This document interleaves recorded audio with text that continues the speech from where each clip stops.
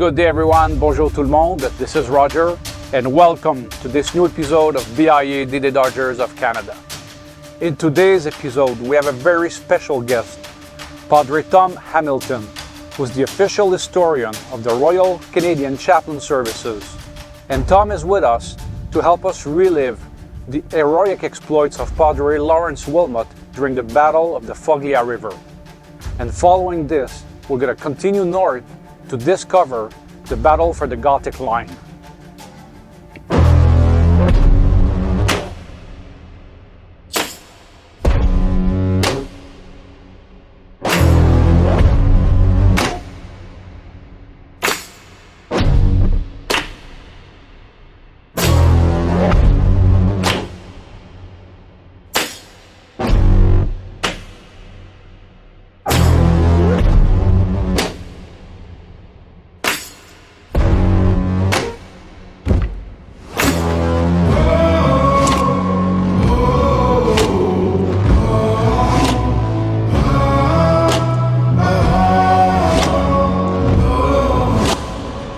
November. 27 November, Saturday. Leaving Perugia to Rimini, and hey, we're almost to the end of the road. Yes, sir.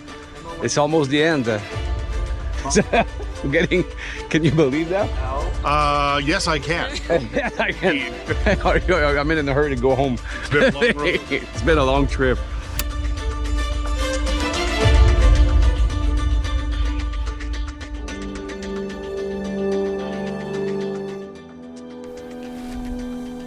During all the summer months of 1944, July and August, the Germans' main concern was to find out where are the Canadians, because they knew that wherever the Canadians would be put on the front line, this is where the 8th Army would do their main thrust. As a matter of fact, during the Battle of Vaiano, near where we were like yesterday, and when we told you the story of the Three Rivers Regiment that were bogged down in the valley, there were like one tank that was bogged down, the crew came out, and the 5 crew members were captured as prisoners. At that time, the Germans were convinced that the Canadian Division or the Canadian Corps were going to push forward toward Florence. But they were wrong.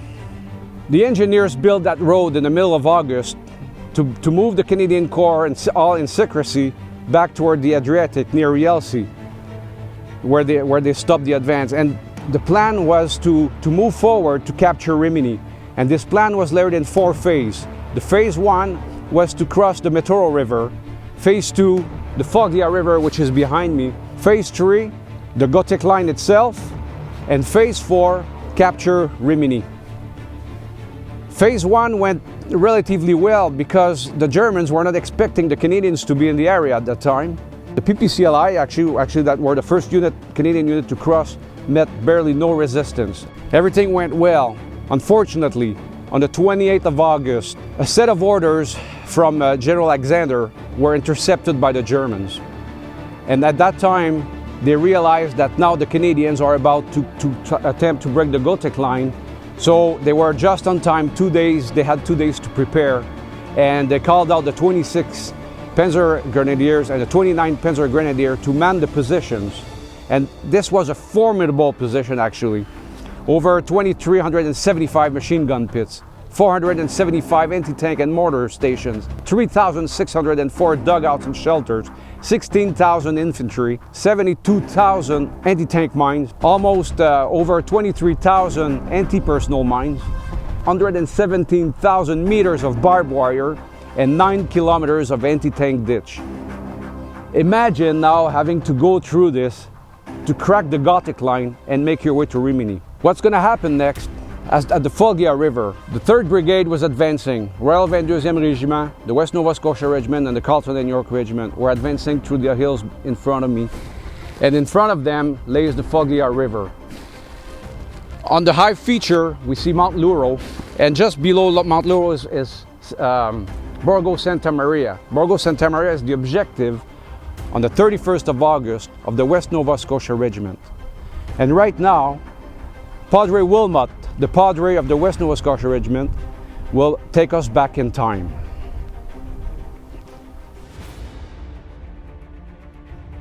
It happened here on this ground, in this place, on August 31st, 1944. And for those of us who are here, it was a day like no other. We had come to attack the enemy at the Gothic Line, a well-fortified line of defenses that Hitler had built across the entire Italian country. Thousands of machine gun posts, well-defended bunkers, all occupying the high ground. And the Nazis had used 15,000 slave laborers to build it.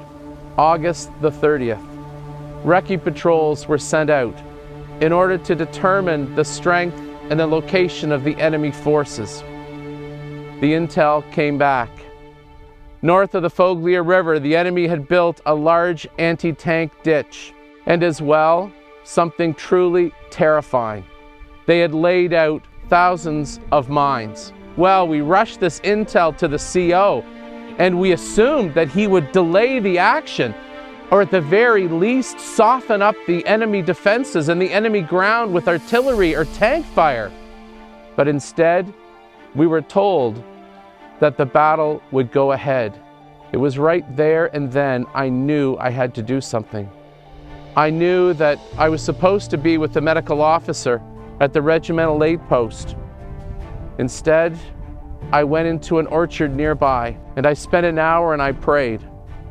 And I leaned on the one who had called me to ministry in 1925. And I leaned on the one who had called me as a military chaplain in 1940, and I knew what I had to do. I went into the regimental aid post and I filled a small pack with field dressings, as well as with first aid equipment. And then I filled my canteen.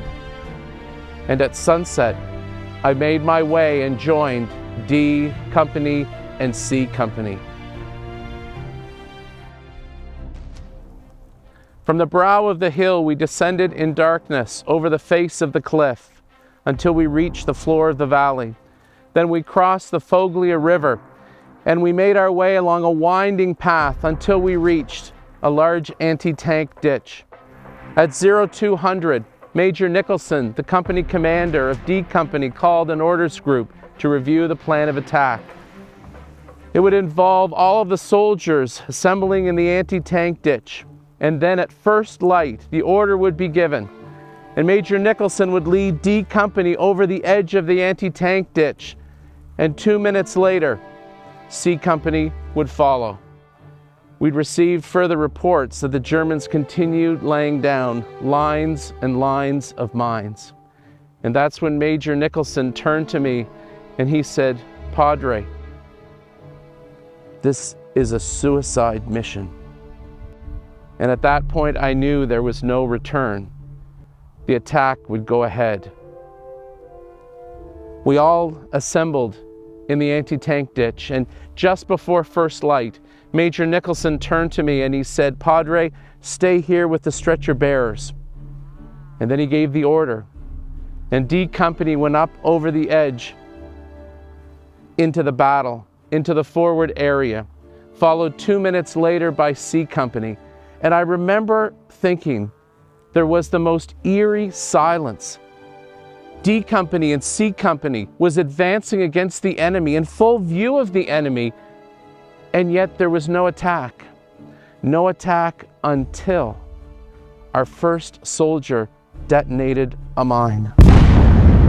And then, as if on cue, German machine guns and artillery and mortar shells all descended at once in an inferno of fire on the West Novas. It was a horrible, horrible moment. And I remember thinking, we must do more to help. There must be something we can do. In fact, I heard the screams of our soldiers calling for help. And some of them were saying, "Padre, help me, Padre, help me." I knew at that moment we had to do something more.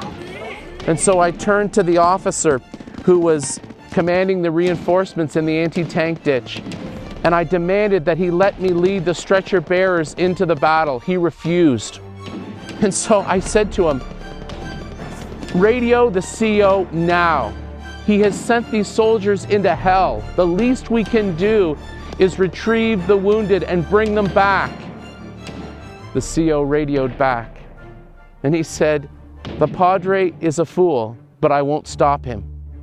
So I turned to the stretcher bearers and I said to them, no one is forcing you to go. This is your choice. Now, are we all here? The stretcher bearers looked at one another and then looked at me, and in one voice they said, Padre, we are ready. We are all here. So I led them over the top of the anti-tank ditch, and as soon as we got out, immediately the enemy began to send mortar shells at us, and we dove for cover.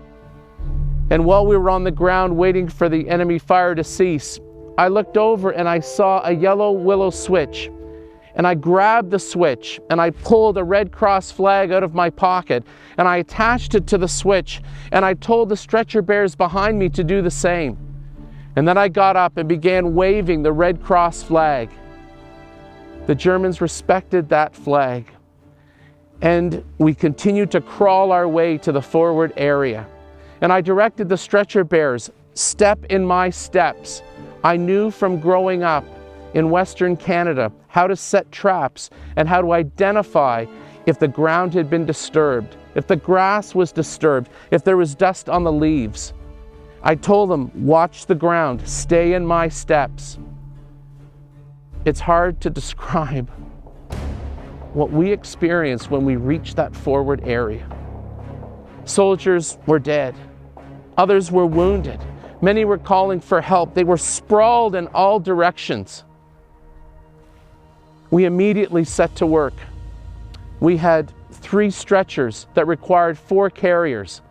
And we began to load the wounded soldiers onto a stretcher and to take them back to the regimental aid post. It was at least 1 kilometer each way on open ground. And all the while we were waving our Red Cross flags. Fortunately, we were not alone. You see, coming up from the rear was the Royal 22nd Regiment, the Vendus. And I gestured to one of their stretcher bearers, come over and help us. And at that moment, all barriers of language were broken. And that young stretcher bearer looked at me and he said, oui, aumônier, oui. And his team began to help us.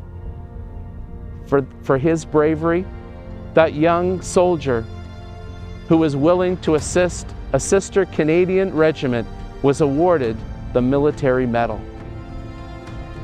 It took hours, but we were able to remove more than 60 wounded soldiers from the battlefield. And after that was done, I returned in the late afternoon. I wanted to identify our soldiers who had been killed.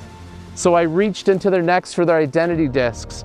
And I also took their wallets out of their pockets, many of whom had the pink cards that I had given them indicating that they had attended the church membership school that I had led just 2 months before. I was the last person to leave the battlefield that day. It was a day that will stay with me the rest of my life.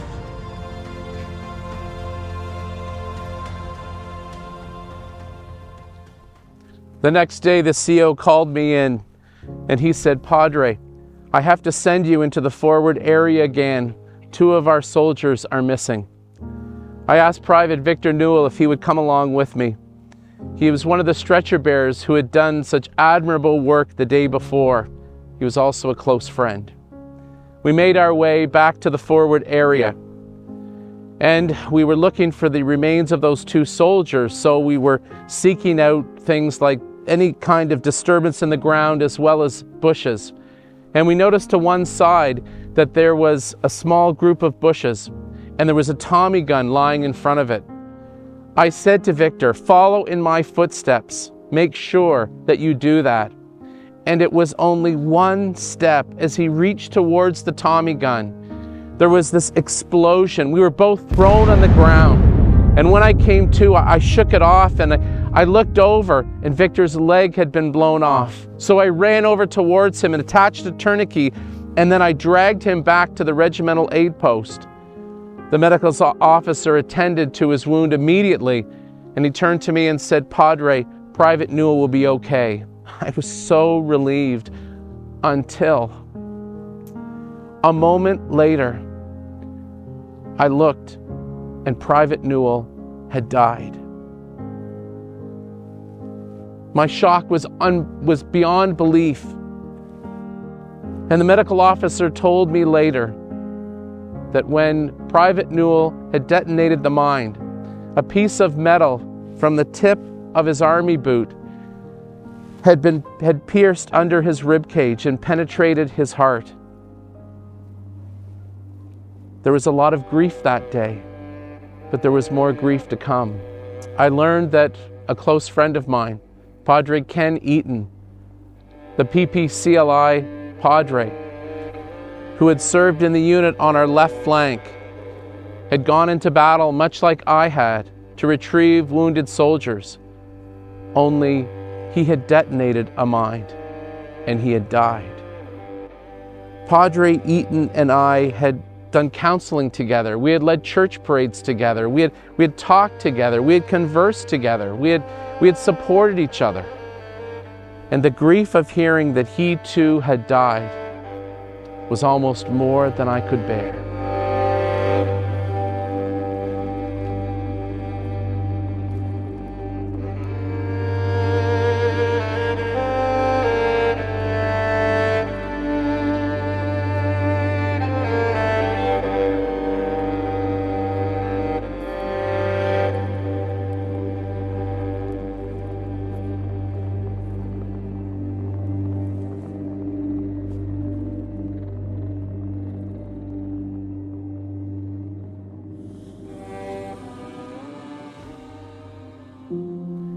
In the days that followed, I conducted numerous funerals, and two of the most difficult were Padre Eaton and Private Newell. And as I read the funeral service and their bodies were lowered into the ground, I wept. In the days that followed, I struggled with what I had experienced in the Battle of the Foglia River. I felt emotionally spent. I felt exhausted. I felt like I didn't have anything more to give. I secretly wished that the chain of command would remove me from the line. All I wanted to do was go home. And I spent hours in prayer begging God to heal me. And what came to my mind and to my heart were conversations. Conversations that I had shared with the soldiers that I had buried. Conversations with Padre Eaton. And often as we had talked to soldiers, we had used the words, "Greater love hath no man than this, that a man lay down his life for his friends." And it was in that love that I began to feel healing. It's been years since that day. August 31st, 1944, a day like no other. And the soldiers that died here did not die in vain, because their comrades carried on the fight until the Battle of Italy was secured, and then continuing on in Northwest Europe until victory in Europe had been achieved. And for me, carrying on with them as the Padre to the West Nova Scotia Regiment, I continually leaned on my faith and leaned on God's love. And speaking of God's love, it was the wish of Padre Eaton's widow that on the grave of her husband should be recorded the words, "Greater love hath no man than this."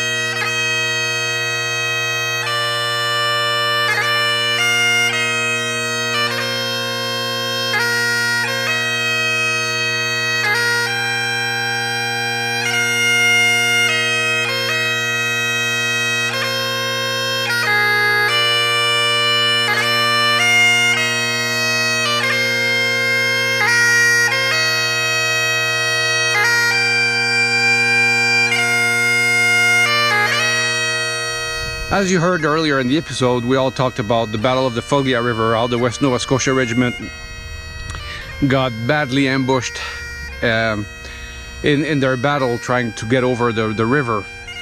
And that day, there was many regiments who were fighting to break through the Foglia River. Men from the 5th Armored Division, men from the 1st Canadian Infantry Division, all the regiments from all across Canada, from coast to coast, they were here fighting.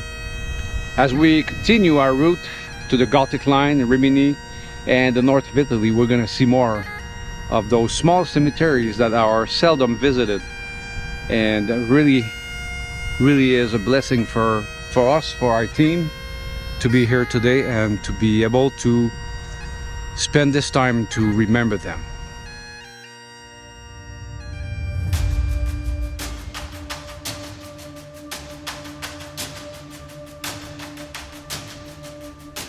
As we just heard the story of Padre Wilmot and the West Nova Scotia Regiment predicament in the Foglia River, the 1st Canadian Infantry Division on the 30th and 31st of August had a hard time to break through the Gothic line.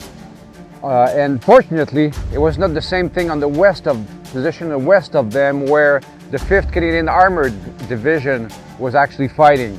The Perth Regiment and the Cape Breton Highlanders were trying to capture Point 111 and Point 120 that were just behind Montecchio. Montecchio is like the cemetery, like the little town just below here where we're standing right now.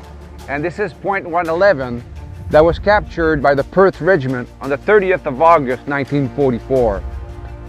One of the soldier that was here taking the hill says that when they reached about 20 yards to the top, all hell broke loose. And the Germans opened fire almost point blank at the Perth regiments coming up. The soldiers fixed bayonet, and it was like a maniac charge to overrun this position. And very surprisingly, with low casualties, the Perth regiment succeeded to capture Point 111. And they were the first Canadian troops to actually open a breach in the Gothic line. And if I'm correct, could be also the first of the 8th Army, because the British and the Poles are still behind the Canadians. So behind me is a remnant of one of the bunkers of the Gothic line that still exists today. There's not too many of them in the Canadian sector.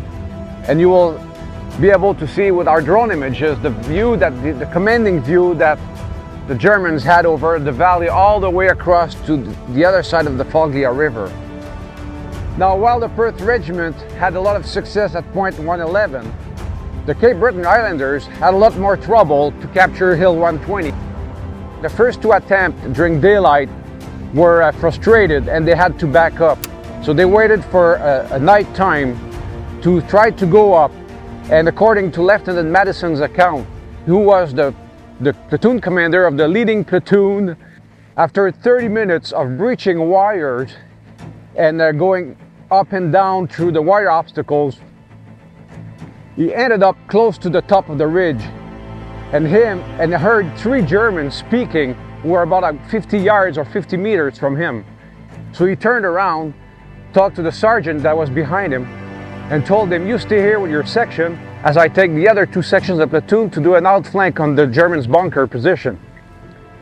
At that point, the sergeant told Lieutenant Madison, "Sir, we have a problem because there's only 2 of us here." At the astonishment of the lieutenant, he goes, when he realized there's only 2 of them, because the rest of the company that was following behind stayed on the other side of the wire, the 2 men started launching grenades at the Germans and make their way back across the breach. So the following day, another attempt was done to capture Point 120 by the Irish Regiment and 8 Hussars. And it was apparently it was like a textbook combined infantry and armored attack. And Point 120 was captured in a quick battle. The Irish Regiment suffered 50 loss, and they captured 130 prisoners on top of the hill.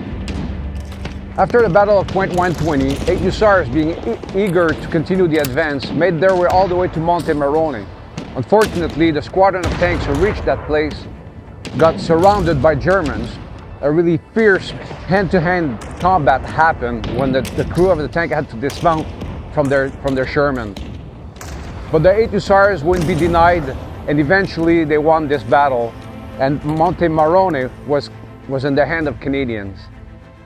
By the 2nd of September, the Canadian Corps had opened a breach so wide into the Gothic line that the Germans were very concerned of being pinched between the Canadian Corps and the other Allied formations who were behind. The German 10th Army was ordered to retreat from the Gothic line.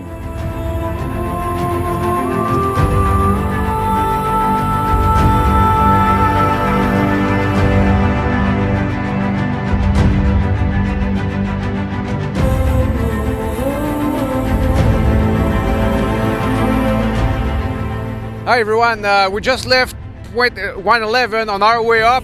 We're probably at point 140 right now with the elevation, looking actually toward Ostura Nuovo and Borgo Sancto Maria further east. And this machine gun bunker is in perfect shape, and we can see the depth. There's lots of garbage in it, but it's probably 1.5, about 2 meters deep. It's unbelievable to see how the shape of this bunker is today. Imagine storming that from downhill. Unbelievable. Unbelievable. This is things we discover along the Gothic line. The loneliest road to victory was the Italian road. Since D-Day, Alexander's armies had been a legion of forgotten men. Moving with that legion were 2 Canadian divisions and an armored brigade. In late August, they re-entered the line on the Adriatic. The invasion of southern France had drained men from Alexander's campaign, and packed into the top of the Italian boot were 28 enemy divisions.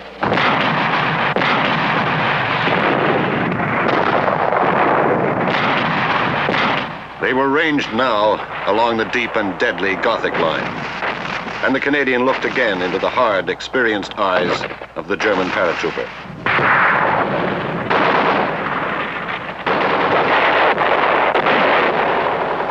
The Canadians, British, Americans punched through the Gothic line. Then more Germans, more rivers, more hills. In the grimmest month of the Italian campaign, the Canadians fought to San Fortunato at a cost of 4,100 casualties. On the eve of that victory, the weather broke.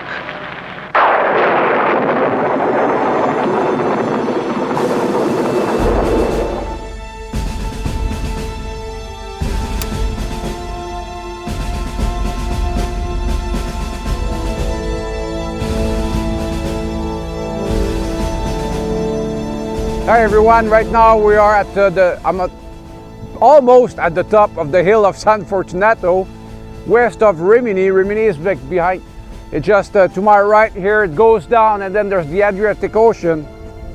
And you see the San Fortunato church behind me. And the valley actually that goes toward Coriano and the Gothic line further south, this way. When I was doing my battle school in 1984, when I joined the military with the Royal 22e Regiment, the name of my platoon was San Fortunato. So for me today to be here is very special, because the story we had learned in our battle school over 35 years ago, now I'm walking in that very ground. So it's very, very special time.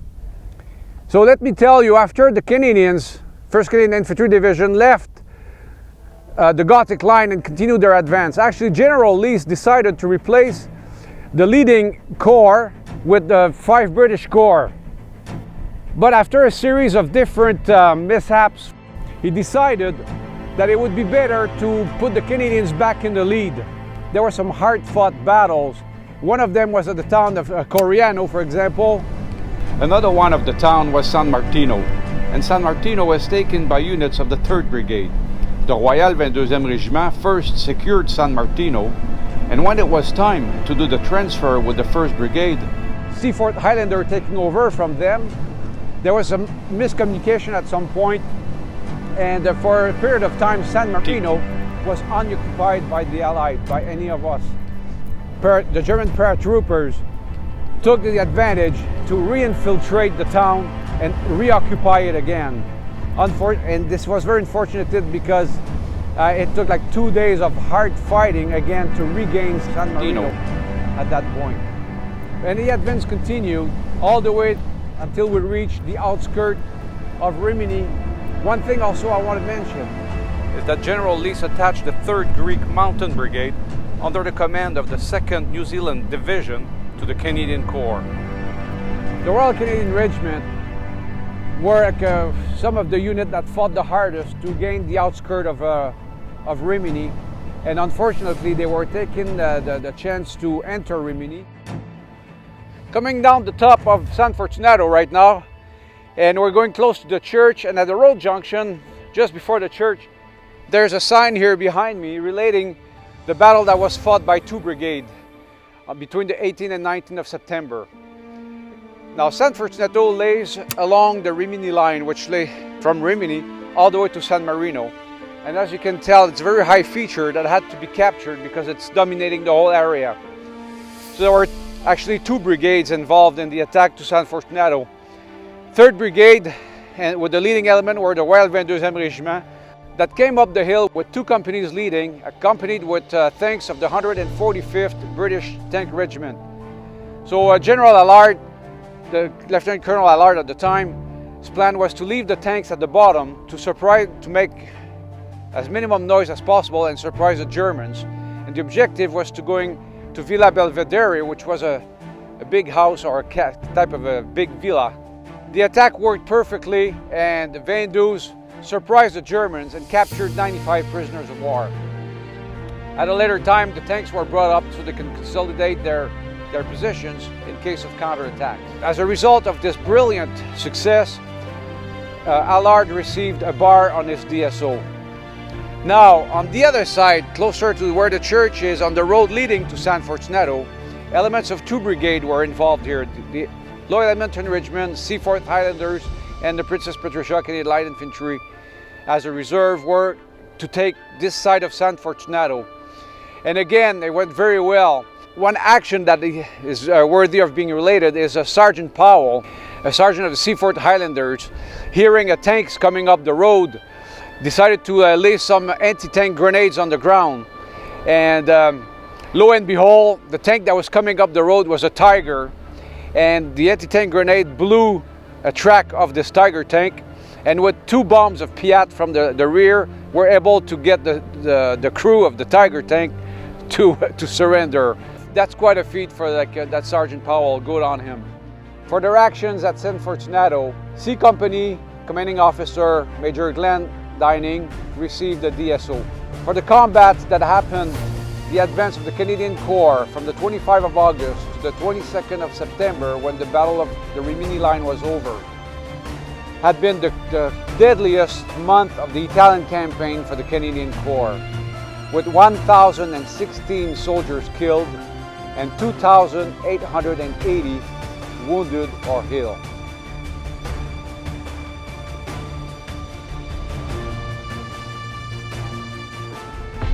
Since the middle of August 1944, when the 1st Canadian Corps received its baptism of fire as a corps, with the advance from the Metro River, the Foglia River, breaking of the Gothic Line, and all the subsequent battles that happened all the way to the Rimini Line, the Canadians have established themselves as being the leading elements of the 8th Army. Really shock troops that can be depended on when the going gets tough.